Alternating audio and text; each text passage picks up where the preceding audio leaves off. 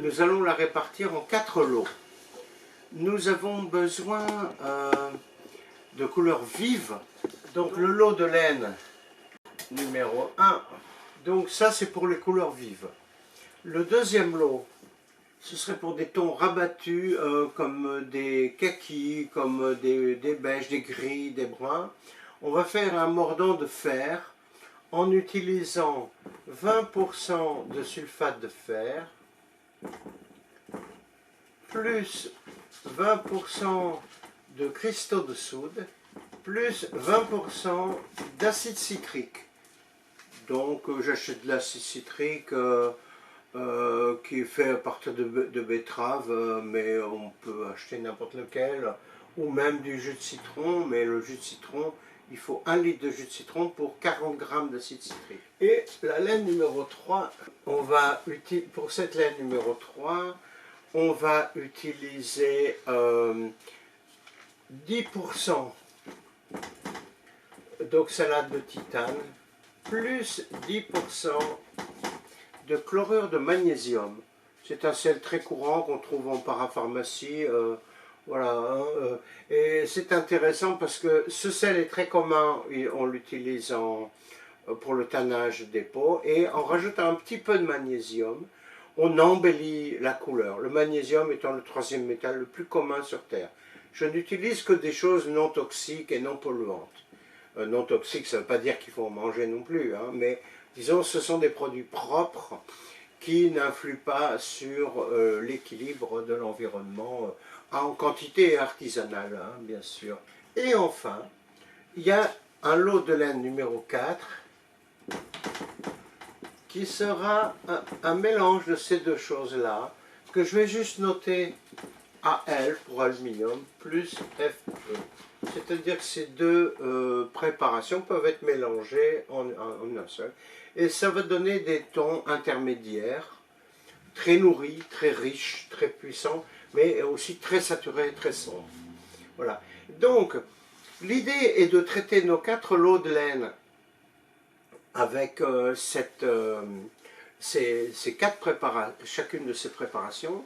Et puis après, pour explorer les possibilités que nous donneront nos plantes, par exemple une plante sauvage qui n'est pas répertoriée comme tinctoriale, mais nous en avons à disposition, ou un déchet vert, voilà, ça nous intéresse d'avoir gardé les feuilles d'artichaut par exemple, puisque l'agriculteur il ne cueille que les boutons floraux et après il détruit après quelques années sa production. Donc on a la possibilité d'avoir beaucoup de biomasse utile à la couleur.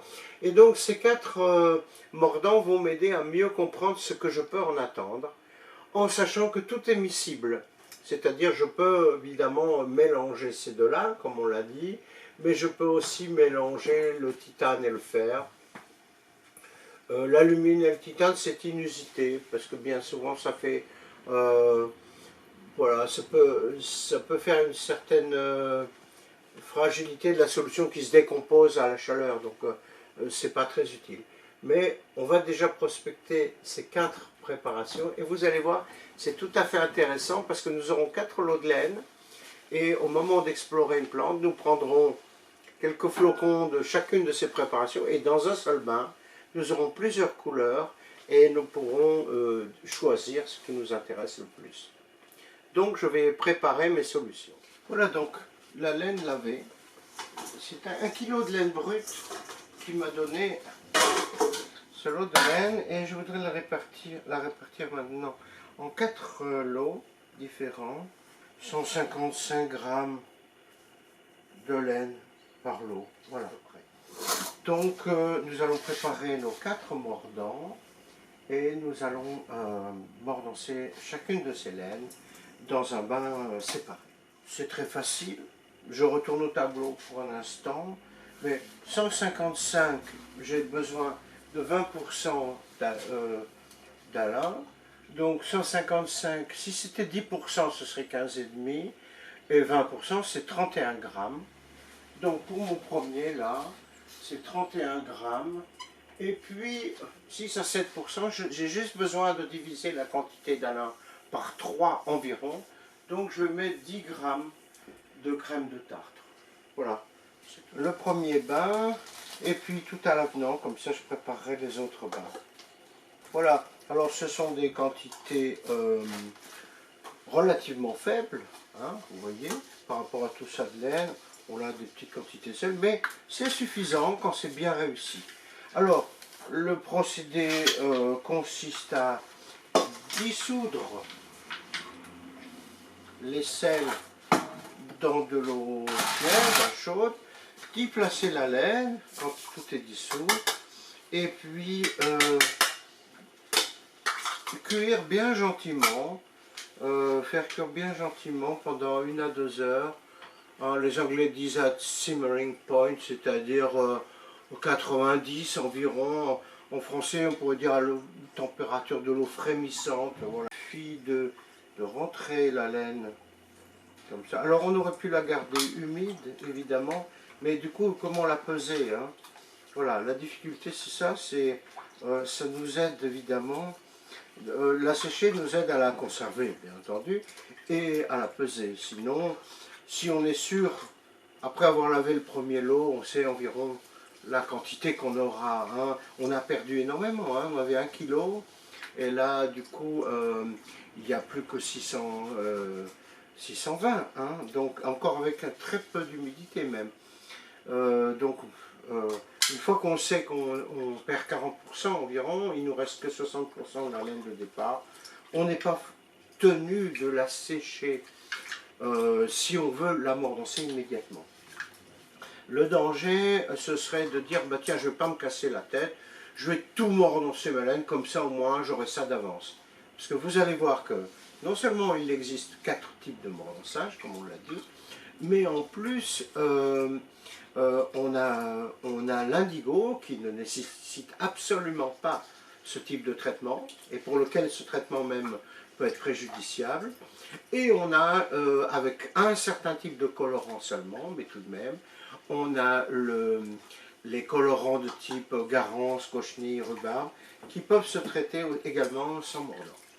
Donc en plusieurs jours de cours, nous allons voir un peu toutes ces possibilités. Pour l'instant, il faut faire cuire ce mordant d'alumine et je vais commencer à préparer les autres graduellement. Voilà, donc pour le mordant de fer, nous allons utiliser 20%, donc nos lots de laine sont de poids similaires. Donc je vais prendre 31 g de sulfate de fer, qu'on peut trouver en jardinerie. Il y en a 2 sortes. Il y en a un qui est plutôt orangé, l'autre plutôt vert, mais bon, ça n'a pas ça ne fait pas de grosse différence. Voilà. Donc je vais mettre aussi 31 g de cristaux de soude. Et puis enfin, je vais utiliser de l'acide citrique. Et la réaction des trois va faire un petit peu de mousse, mais ça n'a aucune importance. Et la réaction des trois va me créer du citrate de fer. Donc c'est un sel organique en quelque sorte. Voilà. Et notre lot numéro 2 sera préparé avec cette solution. Voilà, elle est parfaitement transparente, vous voyez. Ces sels se dissolvent admirablement bien. Voilà, et c'est là que je vais pouvoir dissoudre mes sels et préparer ma laine pour donc le mordant numéro 2. Alors c'est intéressant parce que nous aurons donc des couleurs un peu atypiques ici. Je prends l'exemple du bois de Campêche. Avec mon premier mordant, celui d'aluminium, j'aurais fait avec la lin et la crème de tarte, j'aurais plutôt un violet. Je pourrais avoir tout un assortiment de teintes. Voilà. Donc là, je suis prêt pour ce deuxième lot de laine. Et maintenant, je vais tout préparer pour le troisième mordant. Et ces mordants pourront cuire gentiment pendant 1 à 2 heures ensuite. Donc le troisième mordant, c'est le mordant de titane. Et donc je vais les préparer et les faire chauffer séparément. Et puis après, pour le mélange, je récupérerai le vieux bain d'alumine et le vieux bain de fer. Ce sera un peu plus logique. Donc ici, c'est seulement 10% donc, de titane. Donc je vais mettre 10,5. Et puis je vais mettre aussi un petit peu de chlorure de magnésium. Parce que il va se former par réaction des deux sels un peu de chlorure de titane et donc c'est un mordant efficace notamment pour faire les noirs. Enfin par la pharmacie, je lis par exemple que on l'utilise pour la fabrication du tofu. Voilà, donc c'est intéressant. Évidemment c'est un coagulant pour le tofu, mais ça va de soi que ce n'est pas toxique bien sûr. Donc le mélange de la façon la plus simple du monde.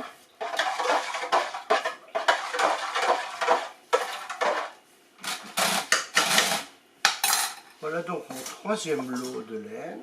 Vous voyez, j'essaye le plus possible de m'approvisionner, par exemple le sulfate de fer en jardinerie, l'alun, le chlorure de magnésium en magasin bio, ou pour les produits à faire soi-même. Les cristaux de soude, c'est pareil. Voilà. Donc ma droguerie n'est pas une droguerie de chimie lourde, difficile à trouver. Elle est au contraire, elle correspond au panel de produits qui sont toujours en vente libre un peu partout pour les arts ménagers, pour faire soi-même ses produits d'entretien, etc. Donc c'est quand même une chimie relativement légère. Mais comprenez que si on partait creuser la terre pour sortir des schistes, les brûler pour faire nous-mêmes notre alun, ce serait une industrie délirante, quoi. C'est des siècles et des siècles de civilisation qui nous ont permis d'avoir des petits sels comme ça, bien propres, chimiquement purs, que l'on peut utiliser. Voilà, donc je vais tout préparer pour faire cuire ces mordants et nous nous reverrons, ça prendra à peu près 1 heure et demie, jusqu'à 2 heures pour le mordant d'alun. Donc voici comment nous allons chauffer nos différents mordants. Vu les quantités de laine que nous avions lavées, tout ça peut tenir dans des récipients relativement petits. Ce sont des couscoussiers d'occasion, hein. On trouve ça à la brocante pour une bouchée de pain. Et l'aluminium est tout à fait adapté parce que c'est un très bon conducteur de chaleur. Contrairement à l'inox qui va brûler au fond et rester froid en haut, là ça répartit très très bien la chaleur. Donc c'est très utile, d'autant plus que les gens s'en défont volontiers pour acheter de l'inox ou des poêles à revêtement à titane, enfin des choses plus luxueuses en quelque sorte. Et donc c'est du matériel de seconde main. Et pour la cuisson d'un certain nombre d'éléments en simultané, une plancha, c'est très bien. C'est pas cher, on peut griller des saucisses bien sûr, mais on peut aussi chauffer plusieurs récipients en même temps, et c'est quand même très très pratique. Voilà, donc maintenant nous devons être patients, et le traitement prendra un petit peu de temps, et tout à l'heure nous aurons un mot aussi au sujet du mélange alumine-titane.